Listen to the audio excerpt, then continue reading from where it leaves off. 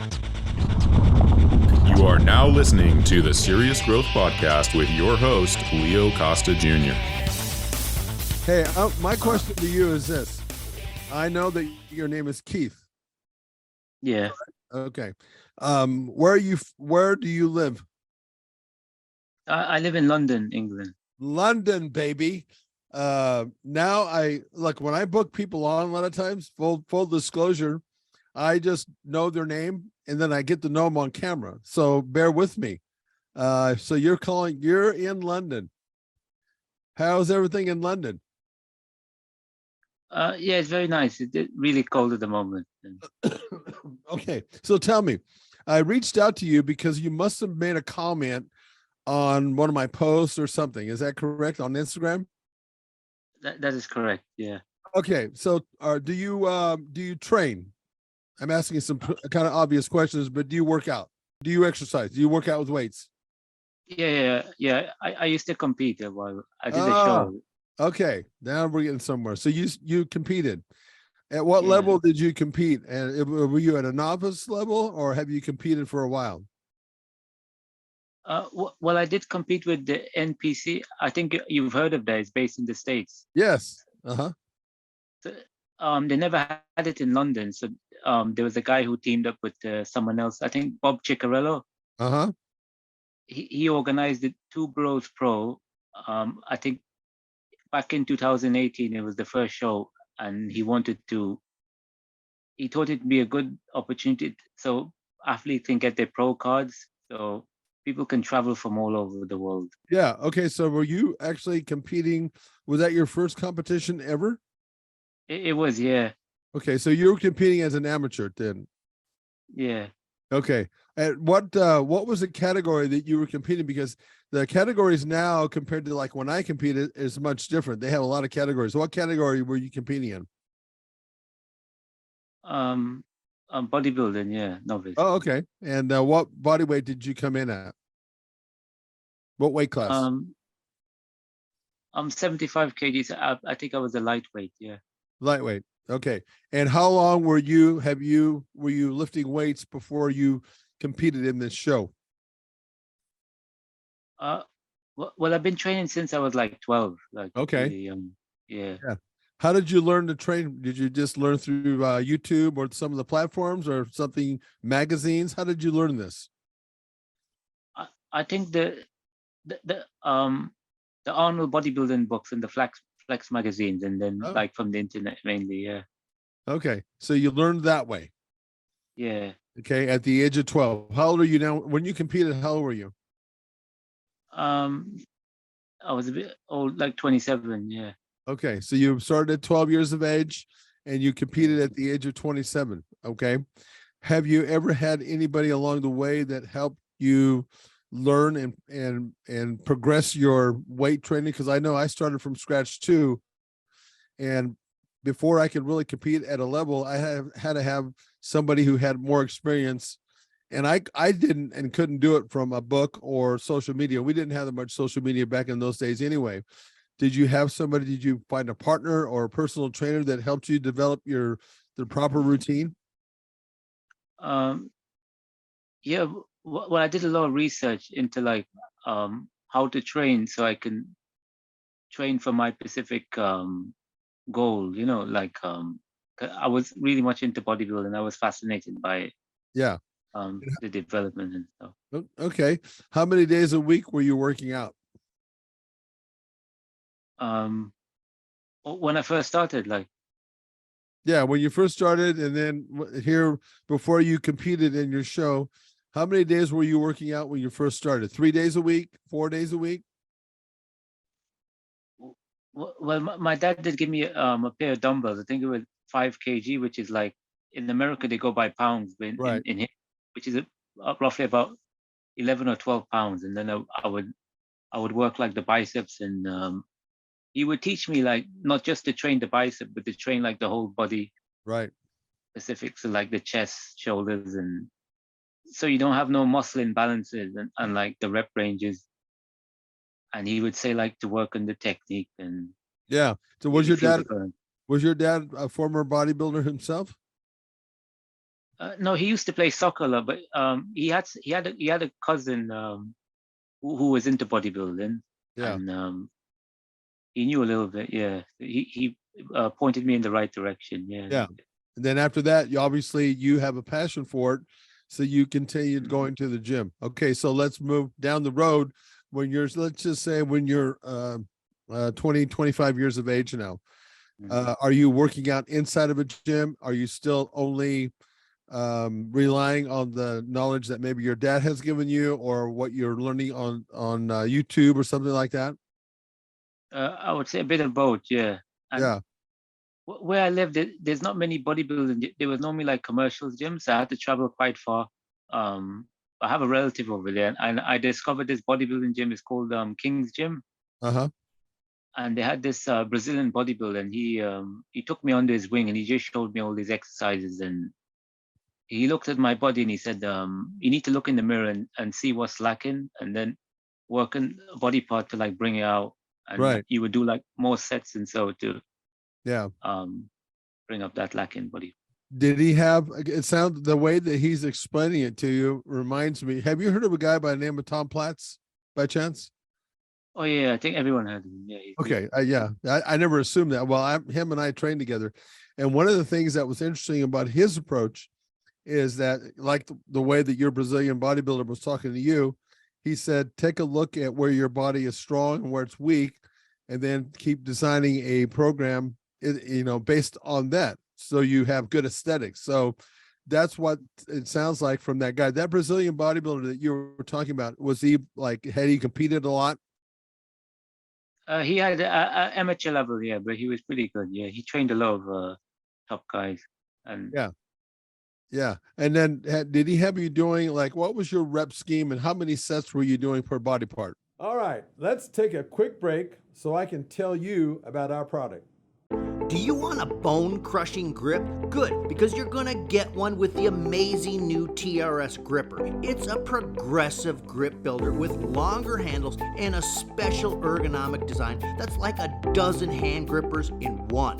Start off easy and work your way up to quickly build your grip strength from wet noodle to pulverizing. The package includes a video from the world-famous strength coach, Dr. Russ Horine, the man who worked with Leo Costa to help bring you big beyond belief in the Bulgarian Power Burst. Dr. Horine shows you a simple and easy to follow workout plan that takes just minutes a day right from in front of your TV set if you want. So click on the link below and let's get started building you a stronger, firmer, bone-crushing grip.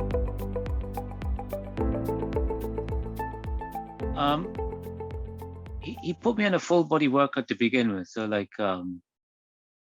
just to learn the technique. So like example, like the flat bench press, then we move on to like the incline for the upper chest, and then the Yeah. flies for like the in and out, and then we do like lat pull downs and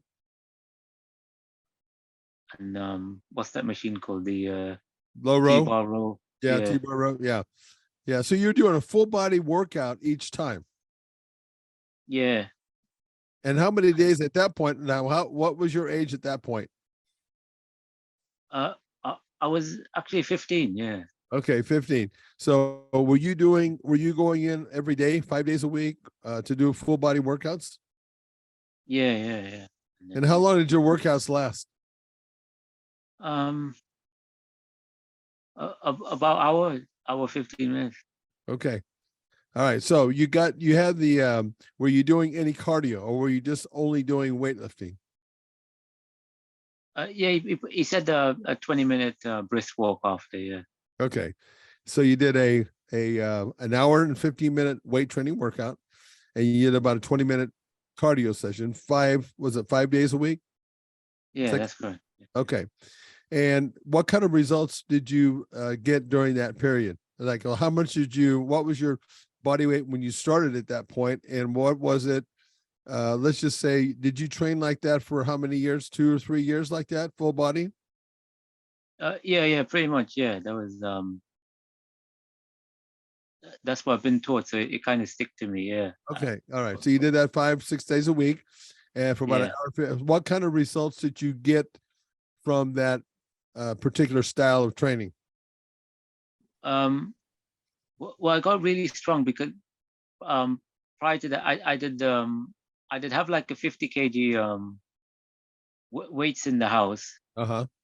and when I went to the gym, I didn't know that the bar was 20 kg, so I just put the 50 kg on there, and it was actually 70, and then I went to Right. lift it, and then he said the bar is actually 20, so Right. Right.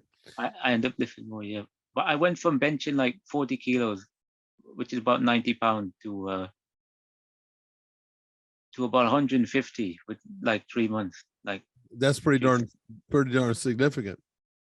And yeah. what was your repetition scheme that you were doing? And how many sets were you doing for each body part? So how many reps and how many sets?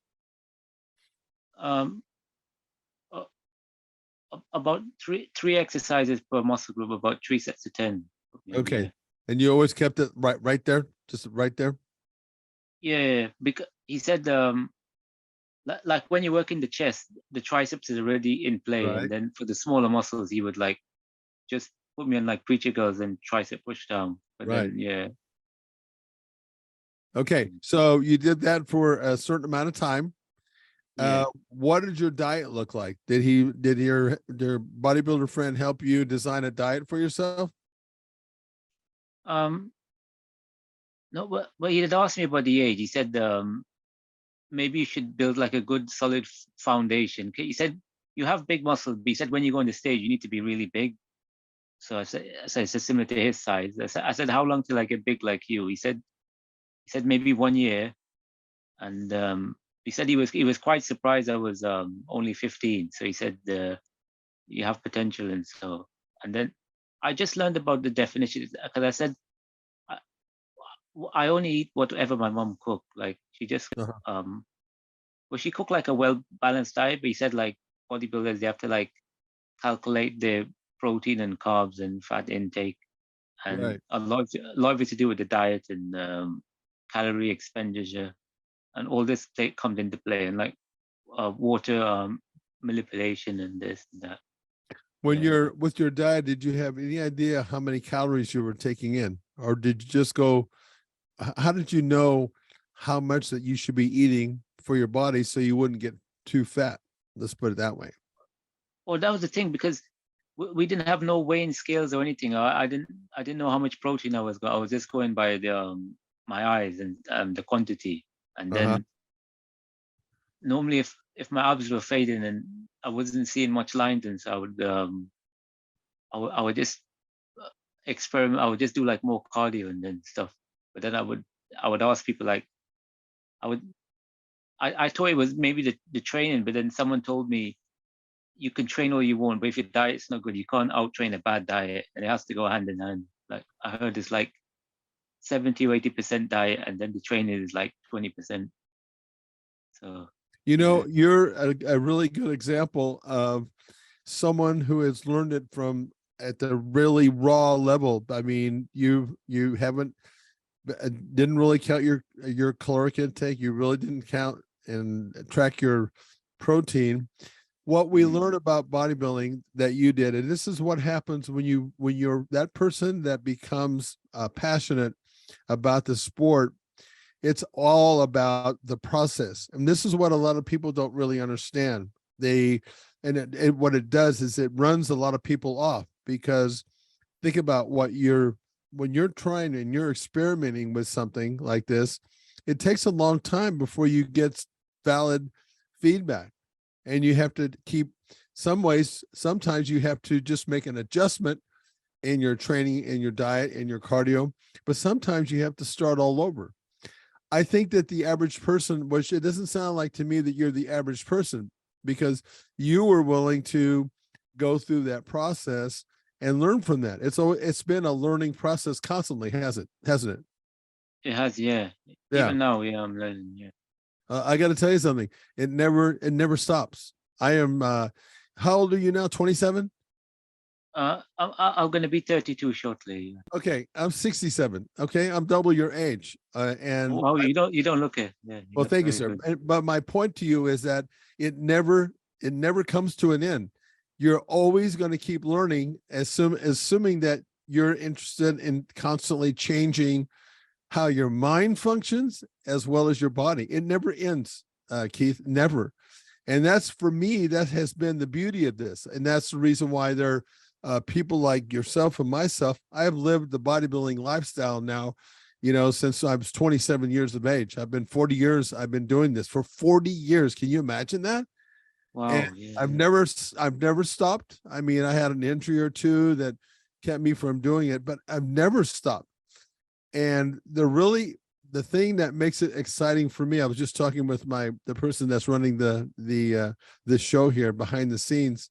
We were talking about the passion and having passion for what you're doing. And it's more than that. For me, it's a lifestyle. It's what makes me happy. It's everything that I need to do on a daily basis. The first thing that I do when I wake up is go work out. I've been doing that for 30 or 40 years now. First thing in the morning, I get up. I don't have to. People ask me, why are you still doing this? I don't know if you get people, are you married now? Do you have a wife or a girlfriend? Not yet, no. Okay. So do you have, I've had people in my life along the way, because I was so passionate about what I was doing, they started asking me, why are you doing this to yourself? You're going to the gym, you're putting yourself through a painful workout, you're sacrificing. What makes you, Keith, want to do that? I don't know if you've ever been asked that, or if you've gotten full support. Yeah, people. I said because it's something I love. It's part of my life, Because I tell people like,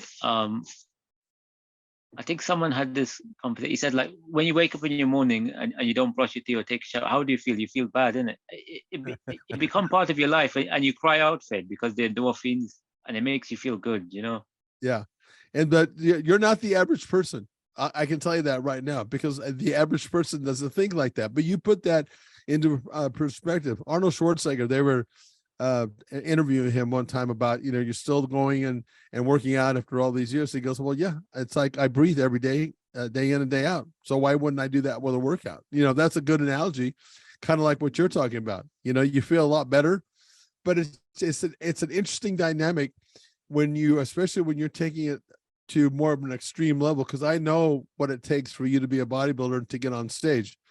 But you're taking it to a level where you're actually sacrificing. You're taking yourself into the gym. Think about this for a moment, because this is what the average person is thinking. You're taking yourself every day pretty much into the gym, and you're putting yourself in pain. You're taking yourself into that pain zone every single day. The average person is going to go, Keith, what's wrong with you? Why would you want to do that to yourself? But you have passion for it. So it looks different to you. And it's really hard for somebody who doesn't understand where you're at and how this makes you feel centered and whole, because that's the way I feel. They'll never understand that. If you continue to keep doing this and compete at higher and higher levels, you'll get more of that. People will question you all the time. Yeah, I hear you. Yeah, you're right. Yeah. Okay, so where do you go from here? Okay, how are you going to, I'm assuming that do you want to put on more muscle, and do you want to take your body to another level? Yeah, it's always been my dream to, I don't know, it's a really high goal to, I mean the Mr. Olympia stage, but I would really like to get my pro card, and okay. But So I want to stay natural. So obviously there's a limit, so you have to be realistic and so. but yeah. here's the thing, now, unlike when I was competing, there are a lot more organizations that are natural now. There are other options that you can get your pro card. I'm sure that you know that, right? Yeah. Okay, so because you're right. To look at those guys that are monsters, they're not natural. None of them are. And that's just the way that sport is, right?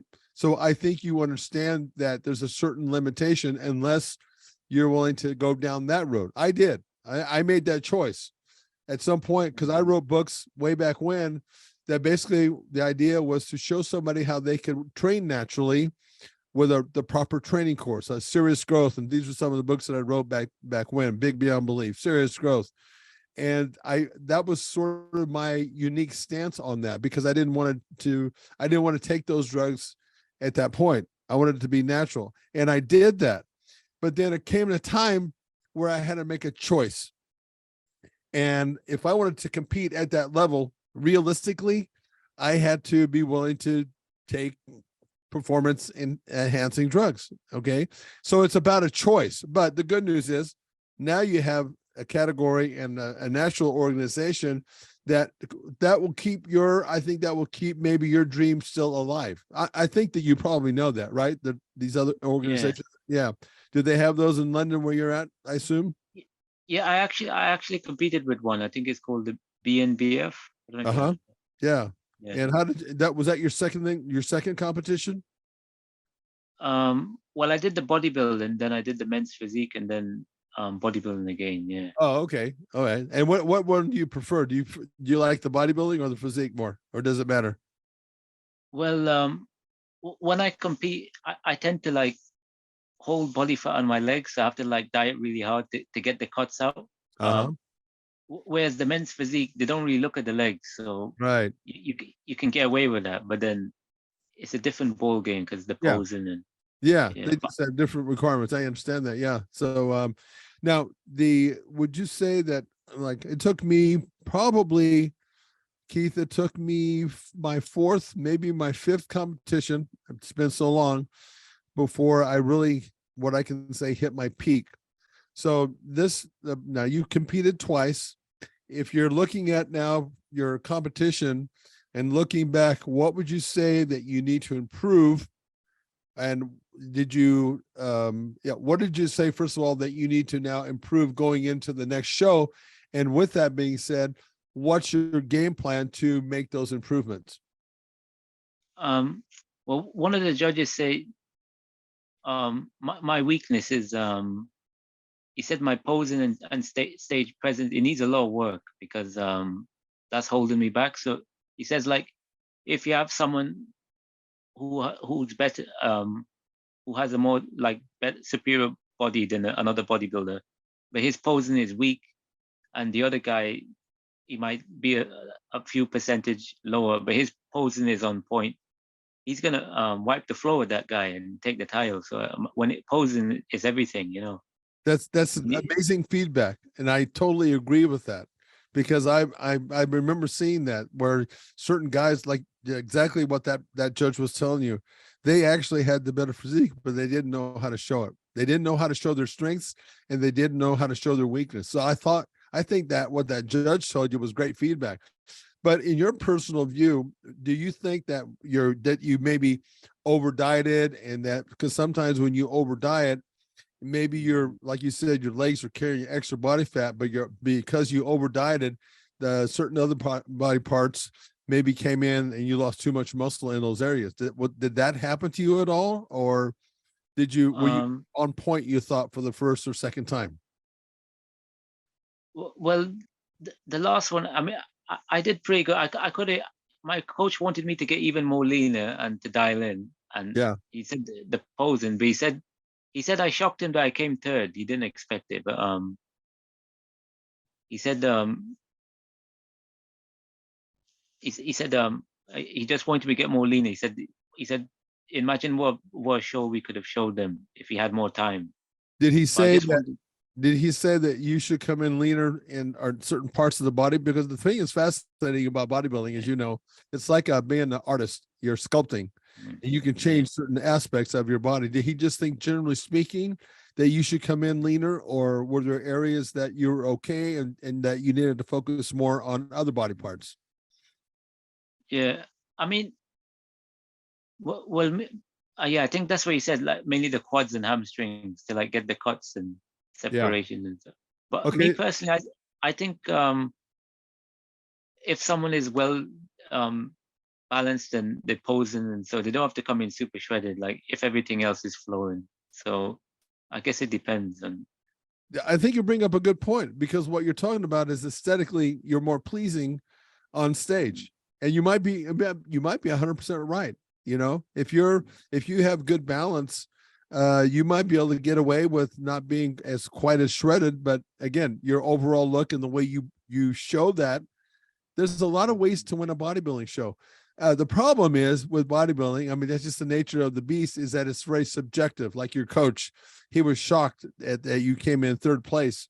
But that's one of those kinds of things in bodybuilding. Unfortunately, that's what you have to learn how to deal with, and you have to learn how to win in that environment. And so many of the bodybuilders don't. They get upset. They feel like they got screwed, and they never want to go back again because of that. But that's always in the sport. It's not black and white, right? Yeah.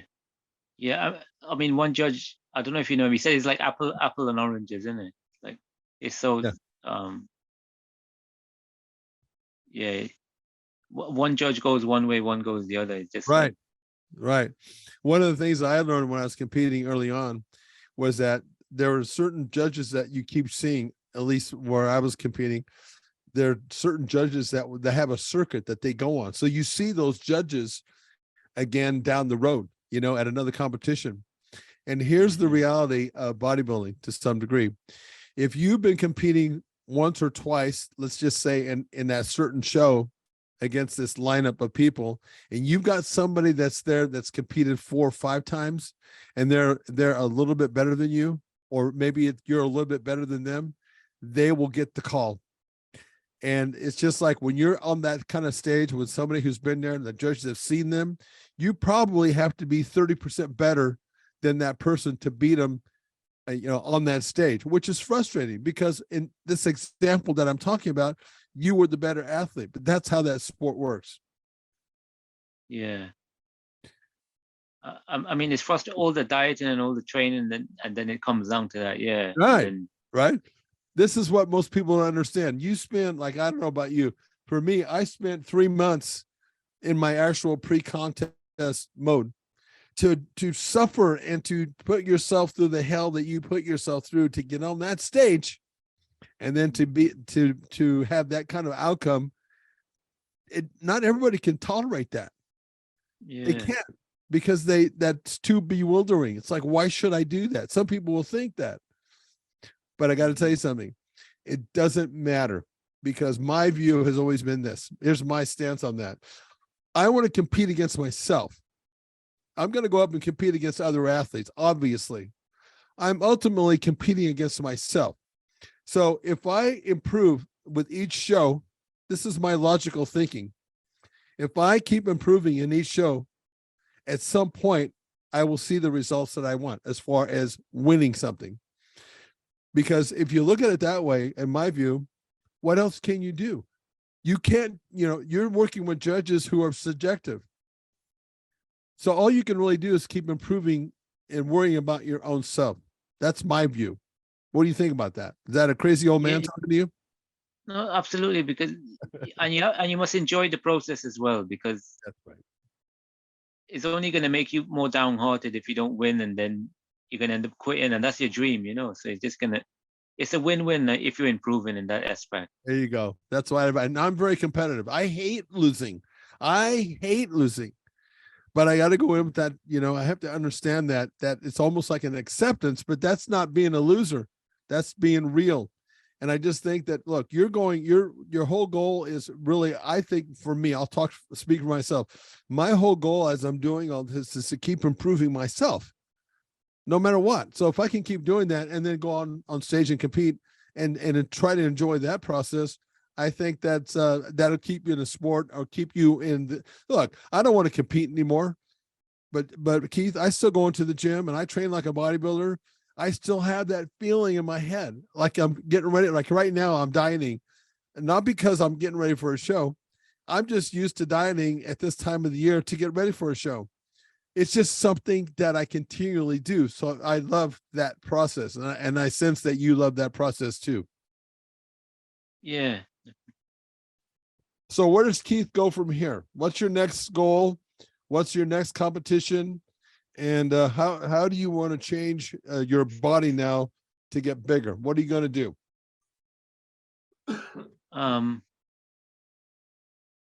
Well, with my coach, like they say, it's good to try different coaches because everyone has a different protocol, and like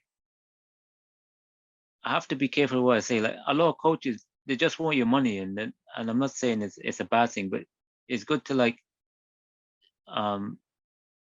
they'll be honest with you, and they won't lie. Because a lot of coaches will take your money and say, yeah, I'm going to train you, you're going to win. Right, And then right. really they're going to get your hopes up. And when you're not ready, and then you're going to feel so disappointed. So it's good. At least they tell you beforehand so you can be prepared and Yeah. stuff. I think it's really important to have that kind of as a coach and as a trainer myself. One of the things I've always done, I think this is what you're talking about. I let that person know what the reality of all this is that's going to be. I'm not making promises. I'm just saying, if you do this, this, and this, it's going to put you in the best chance at this stage of the game. Because realize this, and maybe you have, unbelievably, it takes to get to the national level, real high level, it takes 10 to 12 years for a bodybuilder to look the way that they want to look on stage, believe it or not. It takes that long. Okay, you might have somebody who was a freak of nature that might do it sooner, but what I'm telling you is the truth. It takes 10 to 12 years before you can compete at a very high level where your body is aesthetically beautiful and you know how to diet and dial yourself in for a competition. And it's very hard to produce and reproduce a result, because when your physiology is under stress, it acts weird sometimes. Too much stress at the very end of a show, for example, because I know a lot of bodybuilders that it happened to them. They would be in great shape a week out, but then because of stress and extra stress, overdoing it possibly, they'd come in and they'd flatten out, or they would hold water. And again, it's like it takes a long time to finally get that dialed in. And you're in that type, you're in that part of your training is that I suggest that you try everything, because I had a real smart guy telling me from Gold's Gym. His name was Don Ross. And he said, everything that you do, every training that you do, and every diet that you do works to a degree. It's to the degree that it works for you. And that goes back to, you have to have a lot of coaches. You have to try a lot of things before you finally start dialing it in. Does that make sense? Yeah.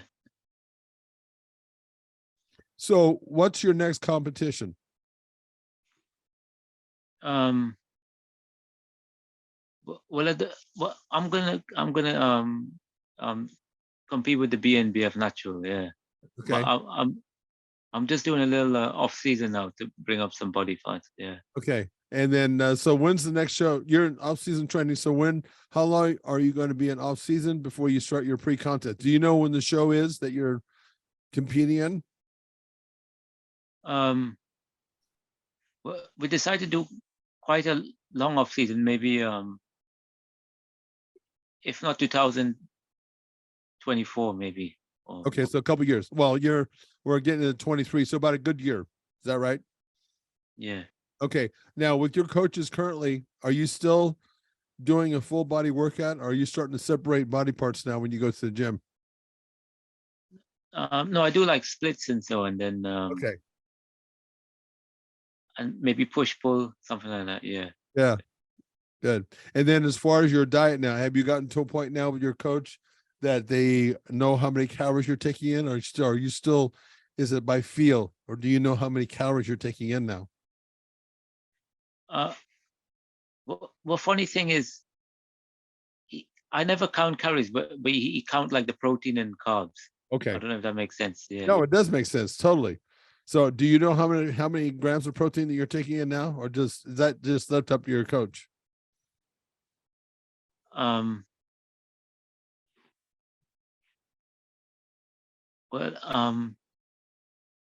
because my coach went on holiday, I'm doing it by myself now. No. Okay, so how many grams are you taking in? Do you count grams? Yeah, I go by my body weight, so I'm like 165 or 170. I'm hovering around that mark. And that's the grams of protein that you're taking in? Is that what you mean, or is that your body weight? Yeah, that's my body weight. So I go about 180 to 200. Yeah. Okay, and then how many grams of protein do you take in? That much? Yeah. Okay. The reason why I'm asking, Keith, is we're gonna go ahead and exit off this show here pretty quick here, but here's my view on you making sure that you take your body to the to the top of your potential. It's really important that you have somebody who knows more than you, your coach, to help you reach that. Okay, that's a part of the process. I had that process when I was working out with Tom Platz. I got to a point where I couldn't go any further myself, so I had to take another step. Tom Platz, in a sense, was my coach. He was my training partner, but he was also my coach because he knew more than I did. But I'm going to give you a good piece of advice.